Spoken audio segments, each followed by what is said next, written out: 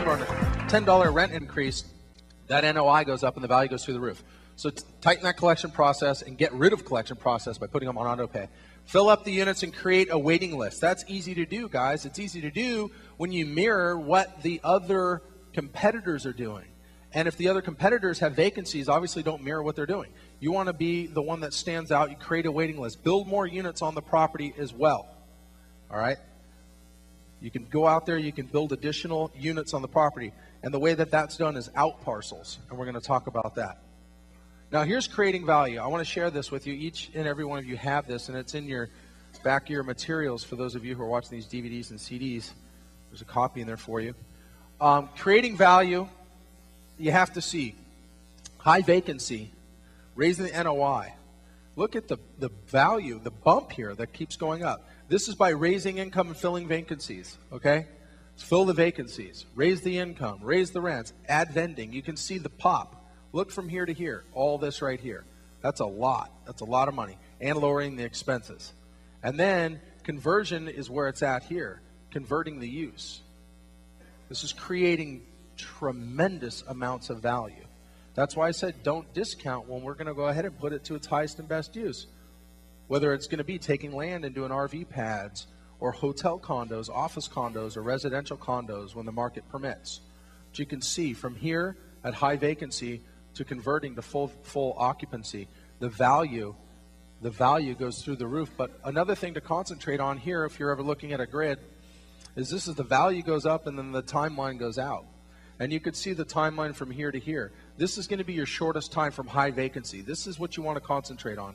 So go ahead and make a footnote on this value slide. Make a footnote down below that this is speed and ease between raised rent of NOI from your high vacancy. Find a high vacancy property with speed and ease. What you're going to find is you're going to go ahead and find that raising those rents, filling those vacancies is all about the money. From here to here is all about speed and ease. Okay. Now, cash flowing land. I'm going to take a moment on cash flowing land too, because cash flowing land is important because this is the cash flow system. Now, some of the things that we can do, I mentioned before, which are out parcels. I just said a moment ago, build more units on the property. That's considered out parcels. Boat storage for the people that have those things, especially the people that have them that aren't sitting in the water. The ones that are maybe sitting in their backyard or they're sitting in some boat yard somewhere. If you just have land, you know what boat yards charge to park their boats? Quite a bit of money a month. It's expensive. It's more expensive to keep it in the water than you got to scrape the barnacles. Again, I know this. And I never had the rubber suit on there scraping barnacles. You always hire people to do that. But to go ahead and just park a boat on a piece of land, that's going to generate income quickly. Now, do you have to go ahead and have a parking space for that? No. All you have to do for the most part is check and make sure that it's okay with the city that you're going to fence off a certain area and never permit to park boats. And you fence it off so nobody goes and starts messing with the boats, number one, and then also the hazard of having people there. And you might need insurance on your land, but boat storage, you can make a boatload of money. You guys just will never laugh. Okay.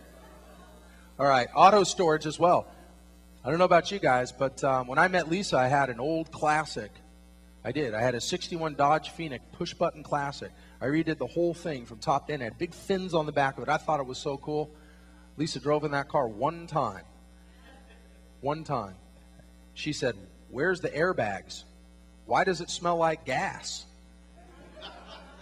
And then I said, "Well, they didn't have airbags back then." Then she said, "Where's the seat belts?" I said, "Honey, it's a 61. She said, "So what?"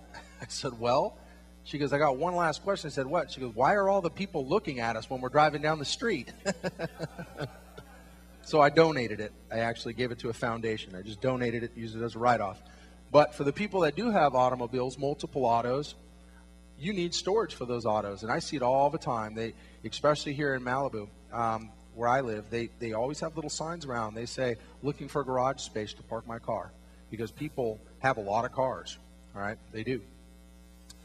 More money, you buy more toys. Now, exterior storage as well. Now, when I say exterior storage, I'm not talking about self-storage. Self-storage are people's stuff.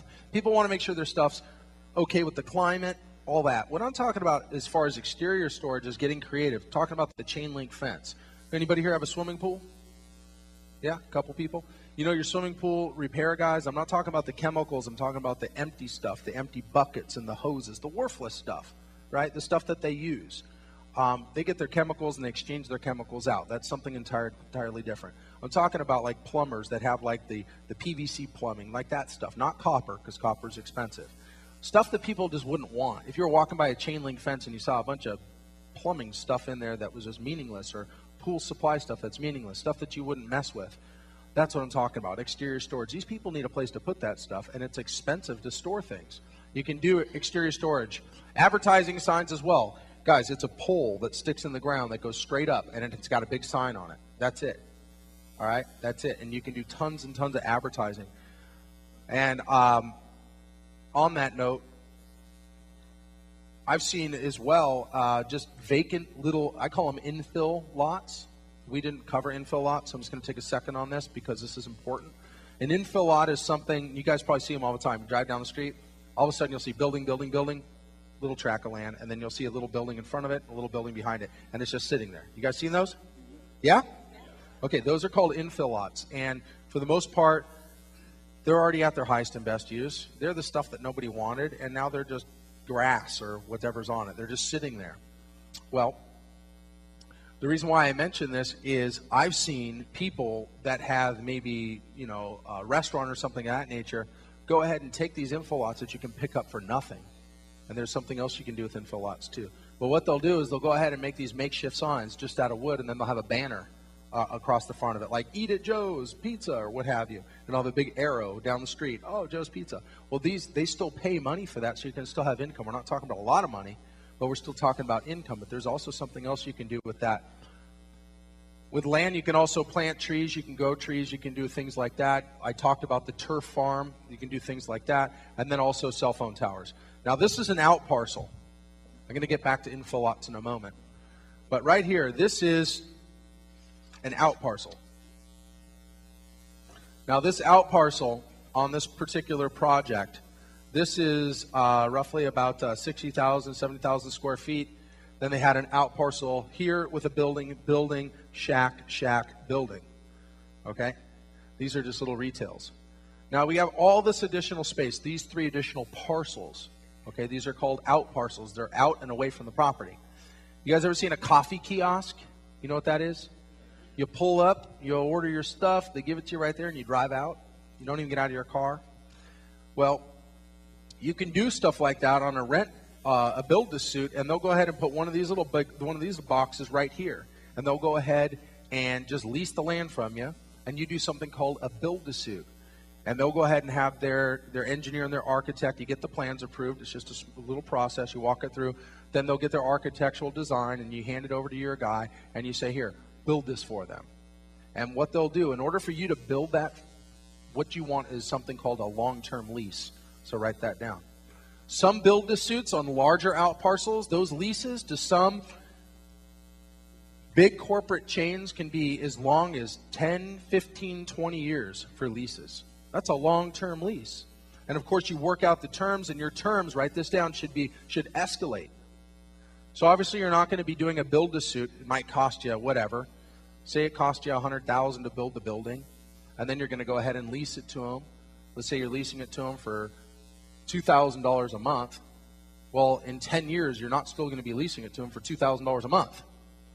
Your long-term lease means that it escalates. It goes up with inflation, and you can get that inflation, that additional speculation, that escalated lease amount from any broker. Everybody's got graphs. They know the pattern of growth, and they got a good idea of what it goes up. And there's additional verbiage that any attorney will stick in there that says that it may be write this down, a certain percentage to market rents. And you can negotiate that 5% above market rents, at market rent. Because remember, areas are also going up and they're going down. So if you're going to do a long-term build-to-suit, you just want to make sure that if the market's starting to go down, that you're still going to be capitalizing on your rents. And all leases can go back and be renegotiated. So, for instance, Markets don't start off bad, guys. They transition. So you want to be on the upswing. But just if it happens to kind of level out a little bit, and then market occupancy, let's say your projection was $2,000 a month on day one, but then in year 10, day one, year 10, that your market rents are going to be more around $3,200. But let's say it was just stable and market occupancy or market rents were actually more along the lines of $2,800. You can go back there and adjust it for them and go ahead and renegotiate the remaining portion of the lease. But build to suit and keeping the land underneath it, guys, is great, and that is how we get cash flow out of land. And then there's this. No, that's not a palm tree with missiles on it. It's the cell phone towers. You guys see that right there? Cell phone towers? Tell you a quick story. I was actually in New York several months back with my wife Lisa, and in New York they actually have tables that are really close to one another. Unlike here in California and in other places where you have your own designated area. In New York, it's very congested, but they also want to stick everybody one. And I like that atmosphere because it forces you to go ahead and network with people. It does. And I dig it. I like it. So I was sitting there at this restaurant down in the meatpacking district, and I was sitting there. It's called the Spice Market. It's a great restaurant. And I was sitting there, and there was this guy, real polished, sitting there in a suit. And, of course, I was sitting there in a suit, too, and he was sitting there with this woman, and she was like dozing away, going to sleep. And I thought, well, gosh, those spices got to her. You know, she's done. She's ready to go to bed. So I hear him talking back and forth a little bit, and I wasn't eavesdropping on the conversation. Lisa and I were enjoying ourselves, but I heard him say, I kept hearing him reference Hong Kong, you must be tired coming back from Hong Kong. So she goes, yeah, this and that. They were talking, and then all of a sudden, he gets up, he hugs her, and he walks her to the front, and then he comes back and sits down. So he sits down, and he starts staring at me. And I said, hi, how you doing? He goes, great, how are you? And I said, good. And I said, she was tired, huh? And he goes, oh, she was exhausted, just came back from Hong Kong. I couldn't wait to sit down and start talking to me. So we engaged in a conversation, and I said to him, I said, she's coming back from Hong Kong, you know, from Hong Kong, so you go to Hong Kong often? He goes, yeah, I go all the time. I said, really? He said, yeah. He said, you know, the thing about it is, I travel all around and do all kinds of stuff. I said, really? I said, we might be in the same business. I travel around and do all kinds of stuff too. I said, what do you do? And he goes, actually, I own a communications company. I said, you own it? And he goes, yeah. And he was a young guy like me. And I said, well, do you own it like with a bunch of partners, or are you like the owner? And he goes, no. He goes, I'm the owner. And I said, well, that's great, man. Congratulations on your success. He goes, yeah. He goes, what do you do? And I go, I do all kinds of stuff, man. I can't get into it right now. And I told him, I said, look, I just do commercial real estate, but I'm not a broker. And I love disclosing that I'm not a broker right off the bat, because anytime that you mention that you're in real estate, automatically you're an agent or you're a broker, right? And then if you say you're an investor, then they go, oh, you're an investor. Okay. And I explained to him, I said, look, this is what I do. I get in there and I find problem properties, and I work with a very exclusive group of individuals. And when I work with this group of individuals, we look for great opportunities. And he said, really? I said, yeah. And he goes, well, what kind of opportunities? He says, do you buy buildings? Do you buy land? I said, we buy anything and everything. And he said, oh, okay. And I said, why do you ask that? And he said, well, because I look for certain properties where we could recognize communications, and we can go ahead and build some cell phone towers on it. And I said, really? He said, yeah. And I said, how does that pay well? He said, it pays really well. He goes, I'm doing really, really well.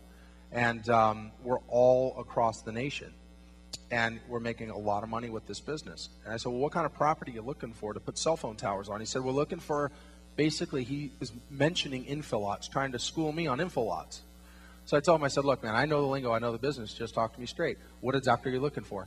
And he says, we're looking for cell phone towers that we can put on property where it's going to be easy to get in there, where there's other cell phone towers in the area.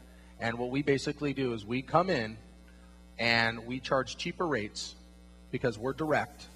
So we have a better product for a cheaper price. Is that smart? A better product for a cheaper price. All right. So I said, wow, okay, I understand. I get cell phone towers. I said, would you be interested in any infill lots if any of my students would be interested in getting these out to you to go ahead and have you come in and recognize the opportunity? He said, yeah, absolutely. So food for thought. We're always growing. We're always expanding. And this was a conversation at dinner And I've spoke with the guy a couple times since then, and it's just, his company is 100% legit. It's a huge firm, and they have the key that unlocks the vault for cell phone tower. And this one, look at these poor palm trees in the background looking at this thing. I mean, this thing looks like missiles on here. Can you see that okay? You guys see it? They try to make it look like this because that's what the city wanted. They said, we don't want a cell phone tower, just a regular tower. We want to go ahead and see something a little bit more appealing to the eye. Because look, what's right behind it here? Residential. It's residential housing right behind it. Okay? Also ran in, who here's from Florida? You know John Young Parkway? No? John Young Parkway goes by the Millennium Mall. Okay, you know that? I was looking at a project over by the Millennium Mall. This was quite some time ago, and I noticed that there was tons of cell phone towers all over the place. They're everywhere out there. And I talked to the broker that turned out to be a good buddy after continuing to create that relationship, and I said, what's the deal with all these cell phone towers everywhere? And he goes, you know what? He goes, that's one little old lady that owns all this land, and she has put together this contract with the cell phone tower company, and they just plug cell phone towers all on her land, and she's got income stream from it. I said, get out of here, really? I said, does she ever want to sell any of that additional land? He goes, oh no, it's been in her family forever. So the cell phone went right to the cell tower company, communications company went direct right to her and put a contract in place, and she's just capitalizing on it all day long. So it's just food for thought. Cell phone towers are very, very profitable. And just networking, hanging out with this guy, talking with him, I really recognized how quickly you can get in there and make it happen. Okay? So at this point, guys, when we reconvene here, we're going to go into a little bit later.